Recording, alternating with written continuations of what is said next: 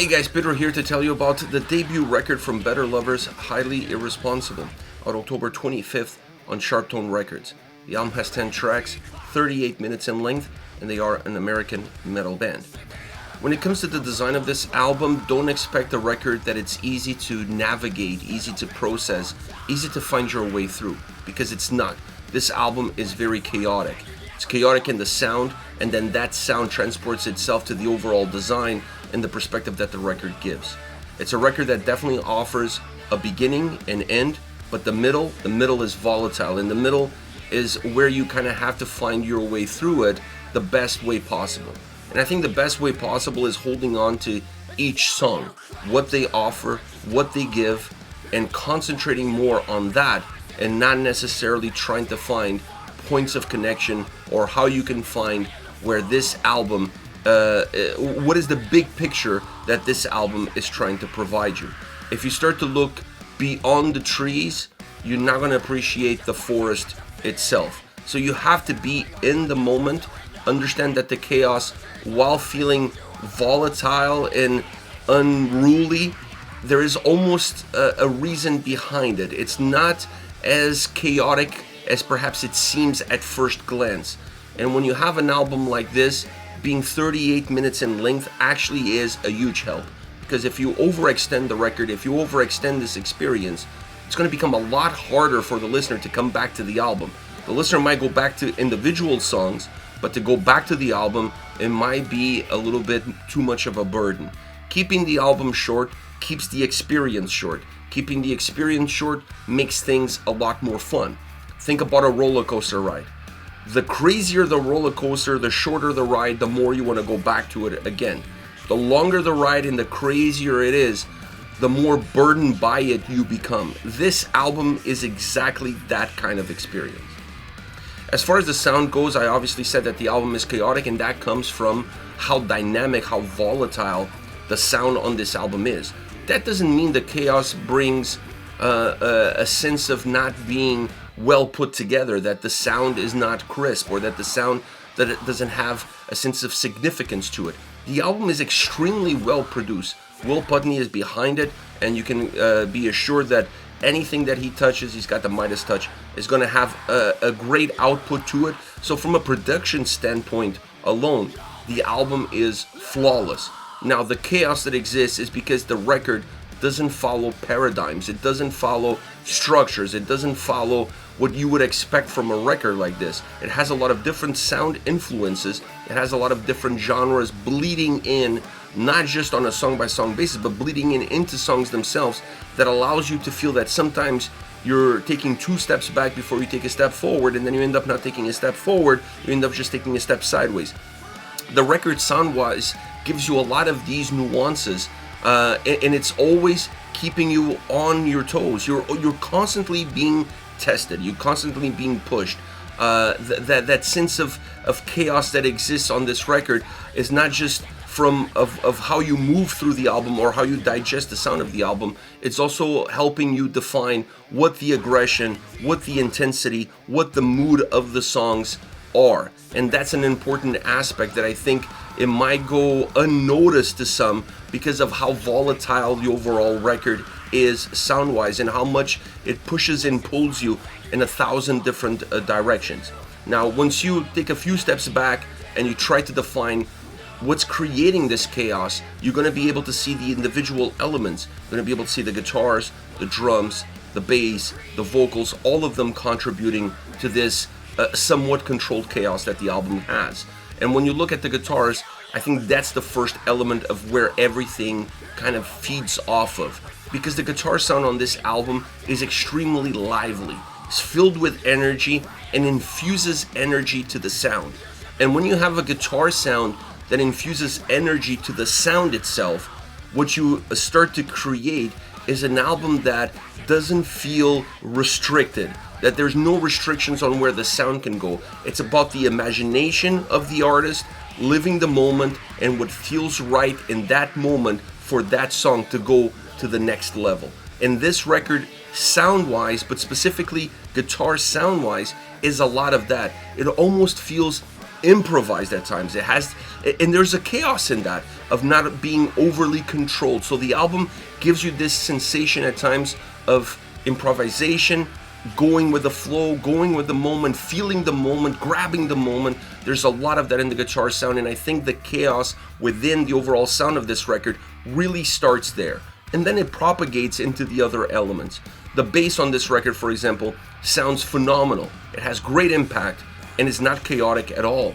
So it kind of helps at times bring the songs back into a place where there's more of a sense of pause, a sense of understanding. And when the bass does that, the drums follow. And the drums also create that substance to the sound, allowing the songs to feel a little bit thicker, a little bit bigger, to have a little bit more volume to them.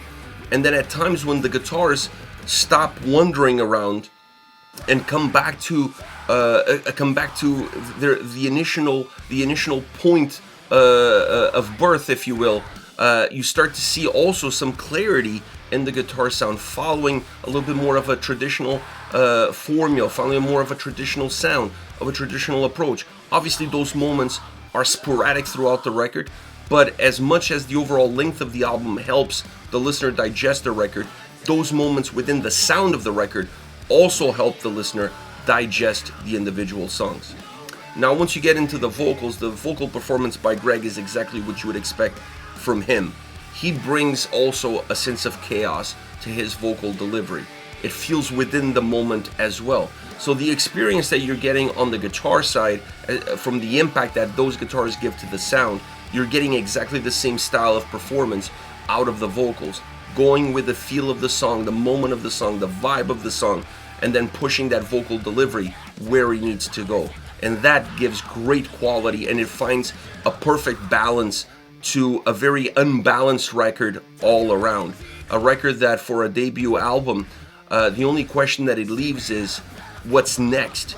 What are they going to offer us next? Because this record is super interesting, and it offers a lot of different ideas, a lot of different perspectives that I was not expecting from a debut record, and definitely not expecting from this one. Now, as favorite songs are concerned, I want to start off with Lie Between the Lines. This is the album opener, and for me, an album opener and album closer are extremely important songs, especially if you're looking at the album perspective of listening to a record, because one sets the table and the other one is supposed to kind of bring you back around again, or at the very least offer a sense of finality. This song, from an opening standpoint, it's really good because it helps set the bar and set the paradigm of what this record is all about, of what the sound is going to be all about, of the vocals. At least gives you an idea, because the chaos of this album is not going to be defined in one single song. It's going to be defined by all of them being put together under one single umbrella. But this track has a lot of great elements, super dynamic, heavier technical side of the sound with some more direct elements. The vocals are very direct, but also dynamic in certain key areas to help create a little bit more of ebbs and flows, not just with the sound but with the vocals themselves. Great mixture of guitar textures, of sounds, techniques, of elements, giving great quality to the overall song from a guitar standpoint, and putting a little bit of a fingerprint on the track, and this track then on the record, that those guitars are going to be key, fundamental to what the sound on this album is going to be all about. Next we have Deliver Us From Life. This is a more melancholic, at least starts off very melancholic sounding, and a very, very melancholic vocal delivery, almost sleepy to a certain degree.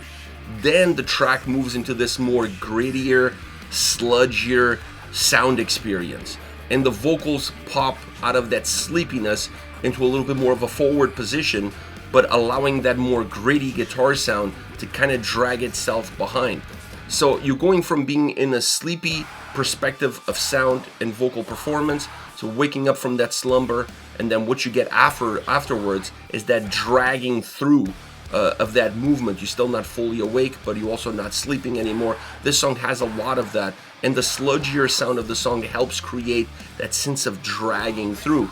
Having the vocals more in the forefront help create some space, help create some dynamic, so that the entire song doesn't feel like it's dragging. Elements of the song feel like they're dragging, but by not having everything connected to that same ball and chain, it allows the track to have a little bit more mobility. It allows the song to have a little bit more life as well. Last but definitely not least, my favorite track on this record, Superman Died Paralyzed. Man, this title is fucking hilarious. I love it, and I love the song. I think it's one of the most interesting songs on the record because this song this song is the snapshot of what the album is. Extreme chaos. It's all over the place. Sonically, it's all over the place. It has a great tempo, but there are some moments where the song pauses and breaks. So there are some pockets, but overall, it just feels like it's aggression, it's intensity, it's chaos. It's an incredible sonic landscape of vocals, of sound, of guitars, of bass, of drums. It's just such an interesting explosion of musical notes that it's really hard to put your finger on it. And that's what makes this track stand out, at least to me, outside of the title, and be a song that becomes super memorable on a record that has a lot of memorable songs, and there's no two that sound alike. This is it, Better Lovers, Highly Irresponsible, out October 25th on Sharptone Records. Let me know your thoughts on the band, on the singles. Hit me up in the comment section. I'll see you all at the next video. Take care, guys.